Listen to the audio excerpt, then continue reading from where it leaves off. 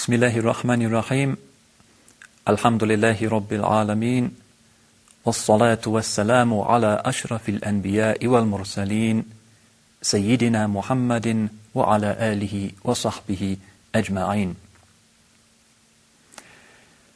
I get to dip in and out of quite a variety of Muslim communities, and I always think it's one of the strengths of Islam in the West that we have so many bands of the Muslim spectrum available to us.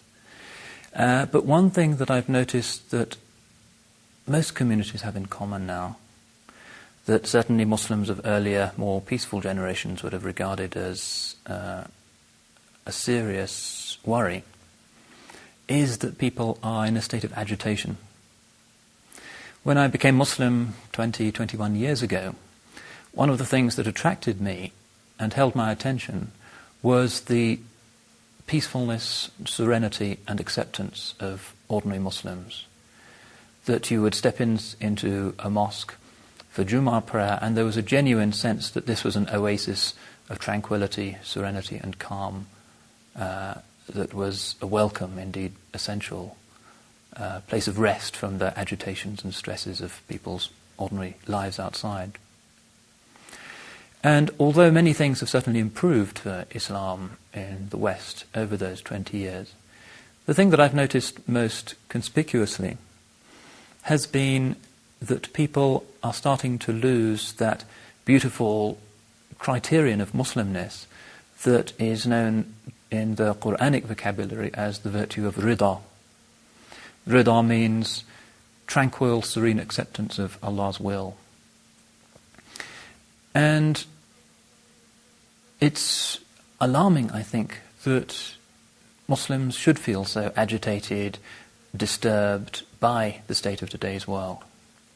Not that they should approve of today's world. In fact, it would be a worrying indictment of the legitimacy of the religion if the modern world outside were to approve of us.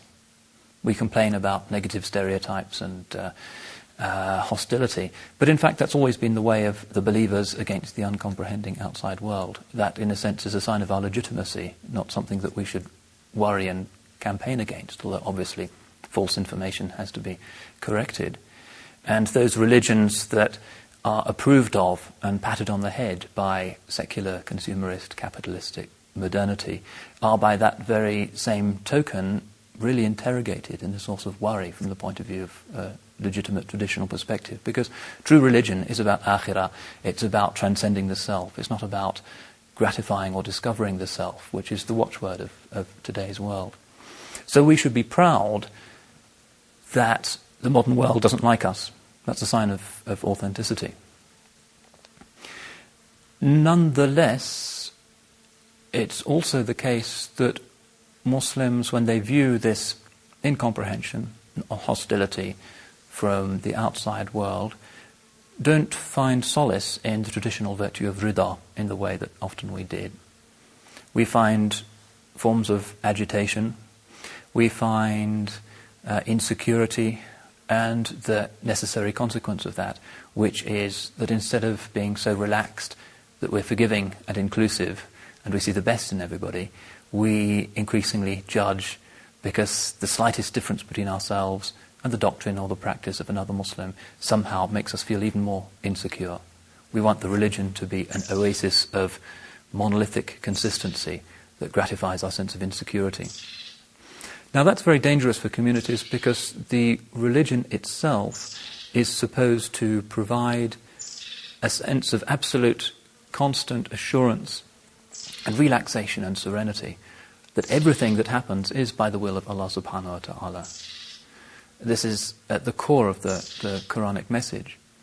It's a necessary consequence of Tawheed that Allah is not just the one who winds up the cosmic clock at the beginning of creation like an 18th century deistic God and just lets it happen. So we have to be profoundly agitated by the vicissitudes of time. Allah is the one who is not just Al-Khaliq but Al-Khallaq. He is the one who is constantly creating. At every moment there is nothing that is not the direct consequence of the divine power. هُوَ الْقَاهِرُ فَوْقَ عِبَادِهِ. He is the one who is overwhelmingly powerful over the actions of his slaves. وَمَا رَمَيْتَ إِذْ رَمَيْتَ وَلَكِنَّ اللَّهَ رَمَى. You did not throw, or you did not shoot the arrows when you shot the arrows, but it was Allah who did that. And this is one of the reasons for the extraordinary solidity of Islamic theology, that we don't have a realm of the action of God and a realm that is the realm of some alternative dark force, a satanic force that almost is as powerful as Allah subhanahu wa ta'ala, that the world is a cosmic battle between good and evil. We don't see it in those terms because the message of Tawheed, which is written throughout the Quran, is that there is just one agent in creation. Now, what raises us above just being part of the scenery, as it were, what really makes us human, is not, as some religions hold, suffering, but rather the ability to choose and thereby to affirm the divinely gifted miracle and paradox of autonomy. And this is what we refer to in our theology as kasb. Modern scientists increasingly point towards a very deterministic view of the cosmos, that we are all basically predictable, that our actions can all be deconstructed and interpreted in terms of our education, our upbringing, genetic factors. And there's very little scope left, it seems, for genuine human independence and hence humanity. But the miracle of Islamic religion is that on the one hand it affirms that Allah is ala kulli shay'in qadir, everything is in His hands. And on the other hand, it genuinely considers us accountable and responsible for our own actions. So that at the moment when we authentically rise above our genetic programming, our education and everything else, and take a moral decision, a decision for Allah subhanahu wa ta'ala, then we are stepping outside the mechanics of the universe and genuinely becoming Allah's Khalifa on earth. And that's the moment that we refer to as kasb. We don't create our own actions. There's only one creator. But in an instantaneous, miraculous fraction of a second, we can acquire actions. And this is from the mystery of the Ruh, which is what sets us apart from the rest of creation. قُلِ الرُّوحُ مِنْ أَمْرِ رَبِّي وَمَا أُوتِيتُم مِّنَ الْعِلْمِ إِلَّا قَلِيلًا. They ask you about the Ruh, the Spirit. Say, the Spirit is of the command of my Lord, or the affair of my Lord, and of knowledge you've been given but little. But we know that we all have that. وَنَفَخْنَا فِيهِ مِنْ رُوحِنَا. Allah breathed something of His Spirit, into Sayyidina Adam alayhi salam. So that moment of kasb and of acquisition of actions is something that immediately sets us up above and beyond the world and makes us potentially Allah's khulafa. Now, this extraordinary awareness that we have of history as being the unfolding of Allah's knowledge, and we don't believe in a God who is in time. We have a timeless God, because past, present, future, they're all the same to Allah subhanahu wa ta'ala. Everything is one single cosmic act, kun fayakun. That this attitude has historically bred amongst the Muslims a wonderful sense, first of all, of the necessity to act, because this is the prophetic way. وَقُولِ اعْمَلُوا, act, work. And on the other hand, a sense that everything that happens is good, because the purposes of Allah subhanahu wa ta'ala are good. And this virtue of Riḍā historically created Muslim communities whose visitors were always struck by the sense of contentment and serene, resigned acceptance of Allah's decree. And the fact that that's slipping away from us, even though so many other aspects of Islam may seem to be prominent or even coming back to us, is, I think, something that we need to think about. Because it's an impugning and a compromising of our tawheed to suggest that what's happening in today's world is not the direct will of Allah subhanahu wa ta'ala. Sometimes we see in the world manifestations of the divine beauty and grace and forgiveness. And that's preponderant. Sometimes we see in the world manifestations of the divine rigor and wrath. And this is one of the big differences between our understanding and, say, the Christian understanding. The Christians say, God is love. And immediately they can't explain the meningitis virus or concentration camps or whatever. And that's a major source of loss of faith amongst them.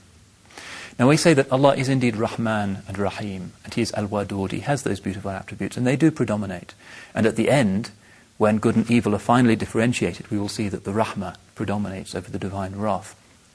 Nonetheless, we also believe that Allah is Al-Jabbar, the overwhelming, Al-Muntaqim, the avenger, the judge, al-Hakim. And that's one reason why Islamic theology hangs together so well when confronted by the paradoxes of evil and suffering in the world, that we believe that the world is the endlessly subtle interaction of 99 names that include names of rigour as well as names of beauty. Which also means that the perfected human being, the Adamic human being, sometimes and predominantly manifests mercy and forgiveness, but sometimes can manifest rigour as well. Which is why the Prophet ﷺ forgave the people of Mecca, but he also went to war against them. Because he is the true Khalifa, he has those names, and he has within himself something of the Rahmah, and he has within himself also something of Al-Muntaqim, the Avenger. That the true representative of Allah subhanahu wa ta'ala on earth is not just the woolly-minded, kind, benevolent saint who always turns the other cheek, but sometimes has to uphold Allah's rule in the world through those names as well. And that's part of the completeness of Sayyidina Muhammad sallallahu alayhi wa sallam, that in him we can see manifested, insofar as is possible for created mortal human beings, all of the names of Allah, not just the names of beauty and the names of mercy. So we look at the world and we see in some periods of Islamic history divine providence, al-inaya, opening the floodgates of blessings to the Muslim ummah, invariably in proportion to the extent to which we deserve it. The Sahaba, everything they did and saw was miracles. The conquests and the conversions and that extraordinary period in history was because they merited it. And at other times of Islamic history, we see other names of Allah subhanahu wa ta'ala manifested, names of rigour. And there can be times also of qabd, of constriction. And the sign of the true mu'min is that when he is given manifestations of Allah's beauty and grace and generosity, he gives thanks. And when he sees manifestations of the divine rigour, he is patient, he has sabr. And if he is truly one of the khulafa of Allah subhanahu wa ta'ala, he has this virtue of Riḍā, which is one of the highest of the prophetic virtues. Now, Riḍā is a Quranic concept, and we can see it in the lives of so many of the great prophetic figures that are held up for our admiration. We see it, for instance, in the story of Sayyidina Yusuf alayhi salam, who has a life which is a kind of sequence of extraordinary catastrophes followed by amazing unexpected honourings. So that after being the favoured son of a prophet, he is cast into a pit in the desert and apparently has no hope whatsoever. But he has Riḍā. He doesn't complain to Allah subhanahu wa ta'ala. He's taken to Egypt, hundreds of miles from his family in the desert, and he's sold into slavery. But he doesn't complain, he accepts Allah's will. And then, وَكَذَلِكَ مَكَّنَّا لِيُوسَفَ فِي الْأَرْضِ, Allah gives Yusuf makana, a standing, a position in the world. And then another calamity befalls him, and he's sent to prison for several years because of a false allegation. And then he comes out again, having had Riḍā and never complained once. And again, the Qur'an says, وَكَذَلِكَ مَكَّنَّا لِيُوسَفَ فِي الْأَرْضِ.